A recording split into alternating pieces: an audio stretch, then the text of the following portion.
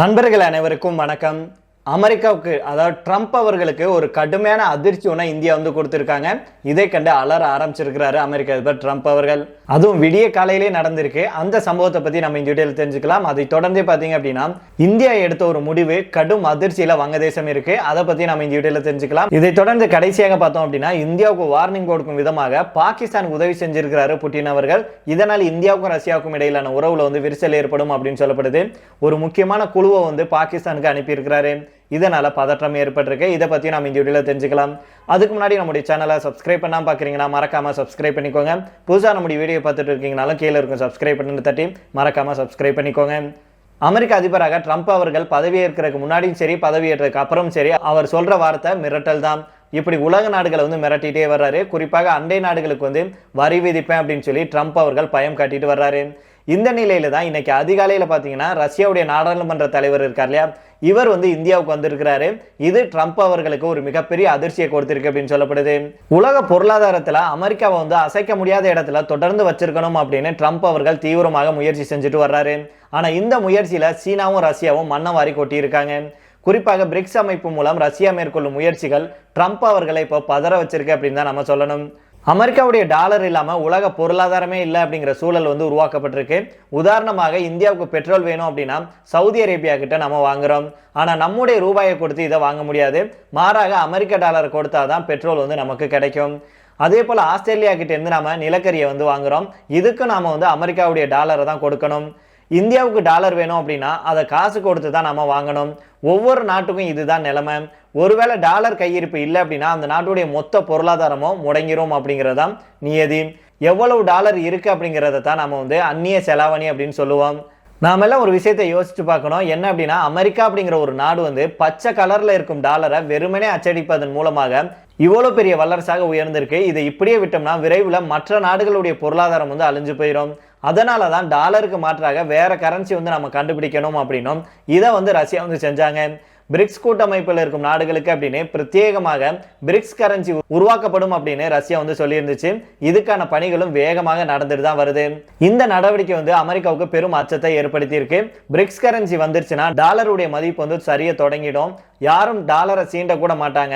அதனால உஷாரான ட்ரம்ப் அவர்கள் எங்கள் டாலருக்கு பதிலாக வேற கரன்சியை நீங்க பயன்படுத்திங்கன்னா அவங்களால அமெரிக்காவில் வியாபாரம் செய்ய முடியாது.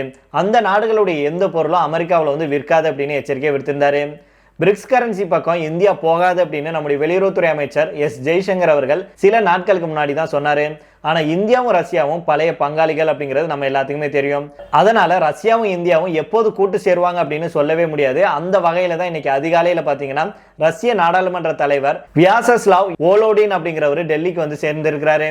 இது ட்ரம்ப் அவர்களுடைய அடி வயிற்றுல புளிய கரைச்சிருக்கு அப்படின்னு சொல்லலாம். இவர் அதாவது ரஷ்யாவுடைய நாடாளுமன்ற தலைவர் இருக்கார் இல்லையா, இவர் இந்தியாவுடனான ரஷ்யாவுடைய பொருளாதார உறவுகள் குறித்தும் வர்த்தகம் உள்ளிட்ட விவகாரங்கள் குறித்தும் பேச இருக்கிறாரு. அப்படி இந்த பேச்சுவார்த்தையின் போது பாத்தீங்கன்னா பிரிக்ஸ் கரன்சி குறித்தும் பேசப்பட வாய்ப்பு இருக்கு அப்படின்னு சொல்றாங்க. இது மட்டும் இல்லாம இந்த ஆண்டுல ரஷ்ய அதிபர் புட்டின் அவர்கள் இந்தியாவுக்கு வர இருக்கிறாரு.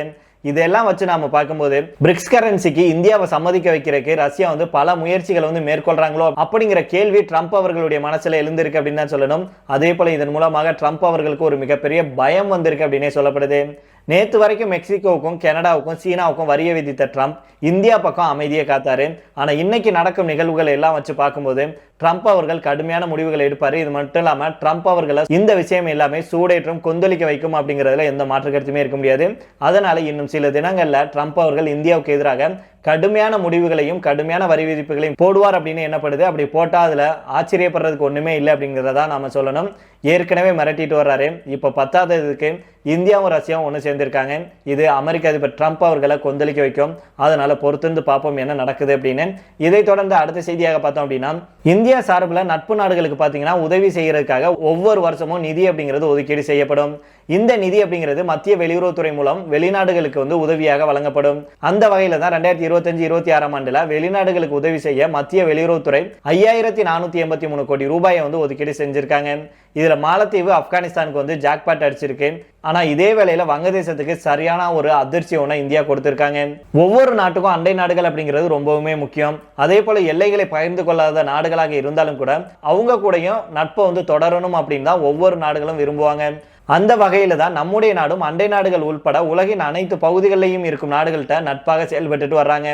ஆனா சில நாடுகள் நம்மளை சீண்டி பாக்குறாங்க. இப்படியான நாடுகளுக்கு சரியான நேரத்துல நம்முடைய நாடும் பதிலடி கொடுக்கறதுக்கு தவறுறதே இல்லை. மேலும் நம்ம கூட நல்ல உறவுல இருக்கும் பிற நாடுகளுக்கு ஒவ்வொரு வருஷமும் மத்திய அரசு வந்து நிதி உதவி செய்யறாங்க. மேலும் பல திட்டங்களை அந்த நாட்டில் வந்து நிறைவேற்றியும் வழங்கிட்டு வர்றாங்க.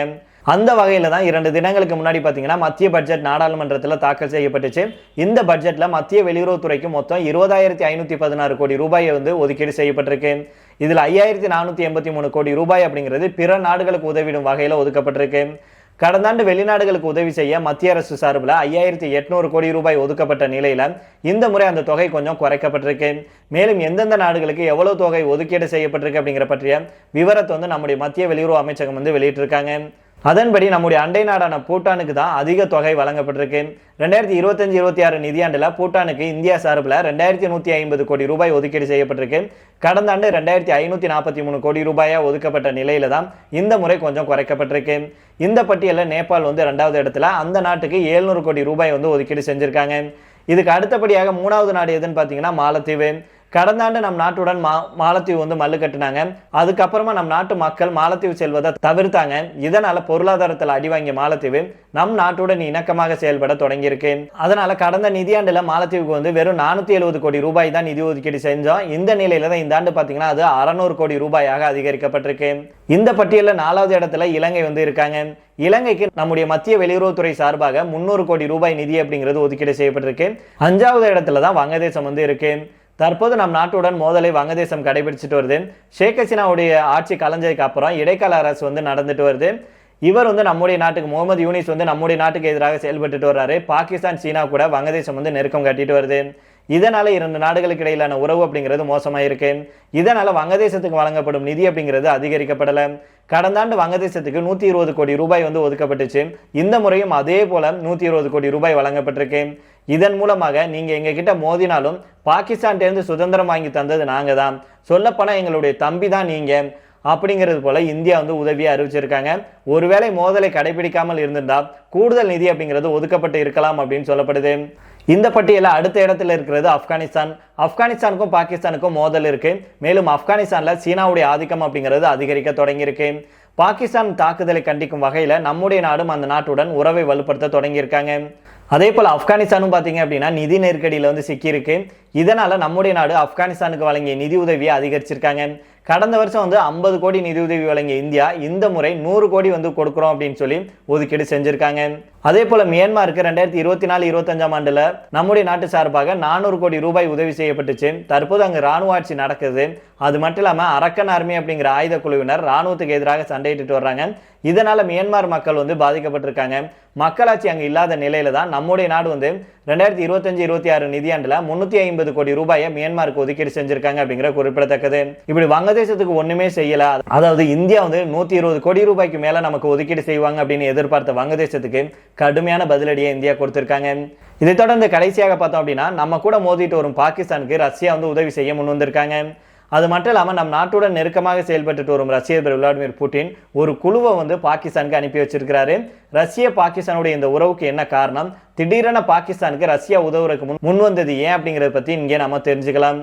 அதாவது பாகிஸ்தானுடைய கராச்சி நகருடைய பாகிஸ்தான் ஸ்டீல் மில்ஸ் கார்பரேஷன் அப்படிங்கிற இரும்பு ஆலை வந்து இருக்கு.